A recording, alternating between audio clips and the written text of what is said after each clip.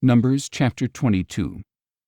Then the Israelites traveled on and camped in the plains of Moab near the Jordan, across from Jericho.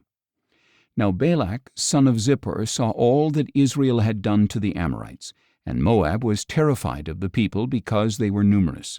Indeed, Moab dreaded the Israelites. So the Moabites said to the elders of Midian, "This horde will devour everything around us as an ox licks up the grass of the field."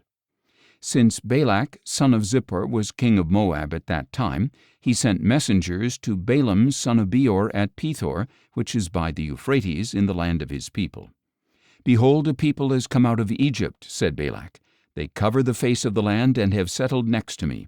So please come now and put a curse on this people because they are too mighty for me. Perhaps I may be able to defeat them and drive them out of the land, for I know that those you bless are blessed, and those you curse are cursed." The elders of Moab and Midian departed with the fees for divination in hand. They came to Balaam and relayed to him the words of Balak. "Spend the night here," Balaam replied, "and I will give you the answer that the Lord speaks to me." So the princes of Moab stayed with Balaam. Then God came to Balaam and asked, "Who are these men with you?" And Balaam said to God, "Balak, son of Zippor, king of Moab, sent me this message. Behold, a people has come out of Egypt, and they cover the face of the land. Now come and put a curse on them for me. Perhaps I may be able to fight against them and drive them away." But God said to Balaam, "Do not go with them. You are not to curse this people, for they are blessed." So Balaam got up the next morning and said to Balak's princes, "Go back to your homeland, because the Lord has refused to let me go with you." And the princes of Moab arose, returned to Balak, and said, "Balaam refused to come with us." Then Balak sent other princes, more numerous and more distinguished than the first messengers. They came to Balaam and said, "This is what Balak son of Zippor says. Please let nothing hinder you from coming to me, for I will honor you richly and do whatever you say. So please come and put a curse on this people for me."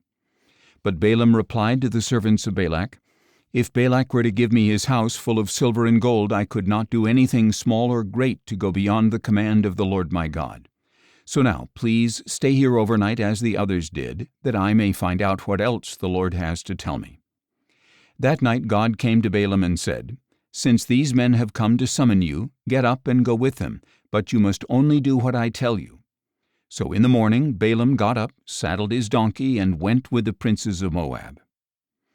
Then God's anger was kindled because Balaam was going along, and the angel of the Lord stood in the road to oppose him. Balaam was riding his donkey, and his 2 servants were with him. When the donkey saw the angel of the Lord standing in the road with a drawn sword in his hand, she turned off the path and went into a field. So Balaam beat her to return her to the path. Then the angel of the Lord stood in a narrow passage between 2 vineyards with walls on either side. And the donkey saw the angel of the Lord and pressed herself against the wall, crushing Balaam's foot against it. So he beat her once again. And the angel of the Lord moved on ahead and stood in a narrow place where there was no room to turn to the right or left. When the donkey saw the angel of the Lord, she lay down under Balaam, and he became furious and beat her with his staff. Then the Lord opened the donkey's mouth, and she said to Balaam, "What have I done to you that you have beaten me these 3 times?" Balaam answered the donkey, "You have made a fool of me. If I had a sword in my hand, I would kill you right now." But the donkey said to Balaam, "Am I not the donkey you have ridden all your life until today? Have I ever treated you this way before?" "No," he replied. Then the Lord opened Balaam's eyes, and he saw the angel of the Lord standing in the road with a drawn sword in his hand. And Balaam bowed low and fell face down. The angel of the Lord asked him, "Why have you beaten your donkey these 3 times? Behold, I have come out to oppose you, because your way is perverse before me. The donkey saw me and turned away from me these 3 times. If she had not turned away, then by now I would surely have killed you and let her live." "I have sinned," Balaam said to the angel of the Lord, "for I did not realize that you were standing in the road to confront me. And now, if this is displeasing in your sight, I will go back home." But the angel of the Lord said to Balaam, "Go with the men, but you are to speak only what I tell you." So Balaam went with the princes of Balak. When Balak heard that Balaam was coming, he went out to meet him at the Moabite city on the Arnon border at the edge of his territory. And he said to Balaam, "Did I not send you an urgent summons? Why did you not come to me? Am I really not able to richly reward you?"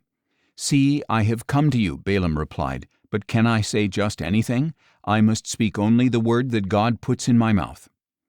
So Balaam accompanied Balak, and they came to Kiriath-Huzoth.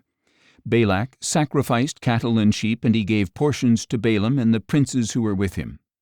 The next morning Balak took Balaam and brought him up to Bamoth Baal. From there he could see the outskirts of the camp of the people.